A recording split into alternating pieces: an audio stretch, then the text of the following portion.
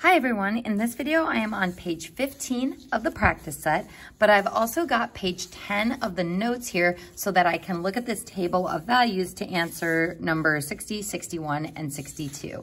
So to make it so I can fit all of this in the one viewing window, I'm going to go ahead and fold the top of the practice set so that I can look at 60, 61, and 62 with this data. So it says, use the information given in the chart with the results of the stockbroker survey from the notes to find the following probabilities. Start by explaining what each one means in words.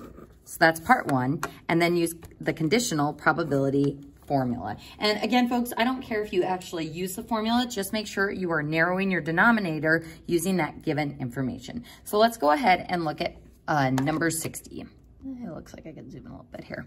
So start by explaining what each one means in words. So this says the probability of event B that the stockbroker used research given A, given that they pick stocks that went up.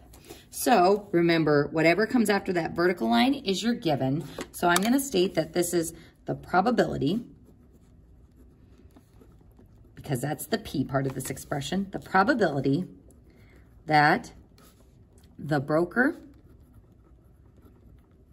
used research, and then given that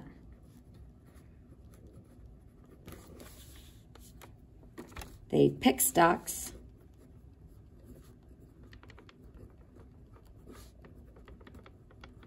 that went up.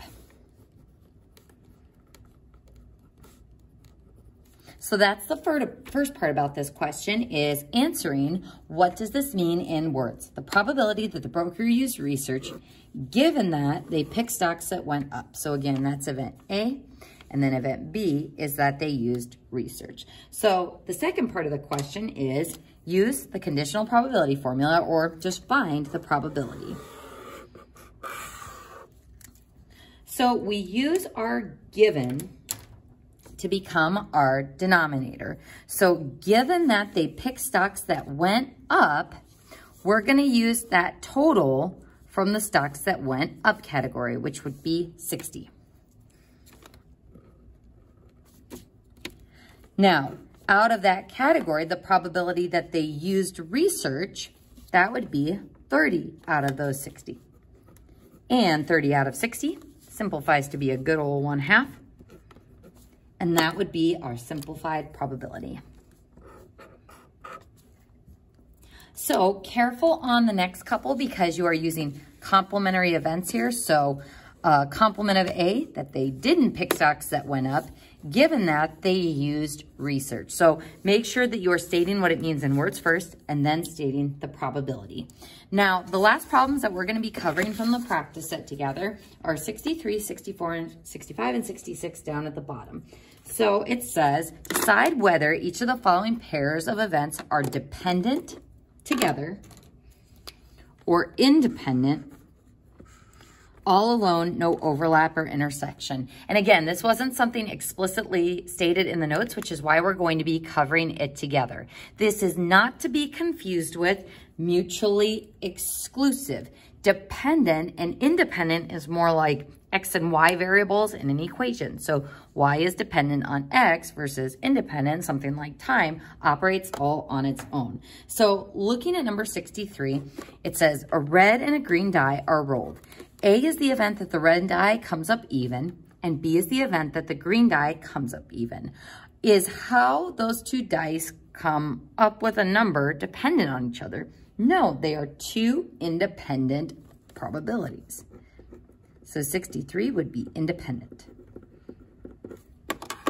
And now C is the event that it rains more than 10 days in Chicago next June, and D is the event that it rains more than 15 days. Now, these two events are dependent on each other because in order for it to rain 15 days, it would have already had to rain 10 days. So these would be dependent.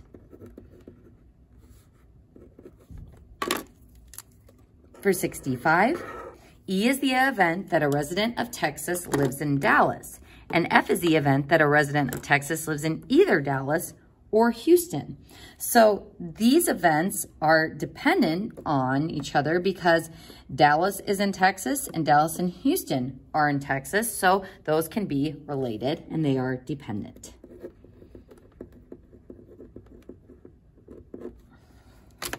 "66, a coin is flipped.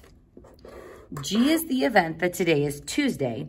H is the event that the coin comes up heads. Are those two things dependent on each other at all? Are you more likely to flip a coin heads up if it is Wednesday or Tuesday? No. So these are independent events.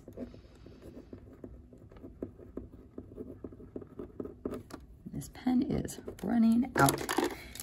And folks, that concludes page 15 of the practice set. So you should be able to do the rest of those stockbroker problems using the notes on page 10. I'll go ahead and add that. So notes on page 10. And you should be able to do the problems above using this table. Now on 56 through 59, you don't have to state what those statements mean in words. You can simply find the value of each probability below. And that concludes our video.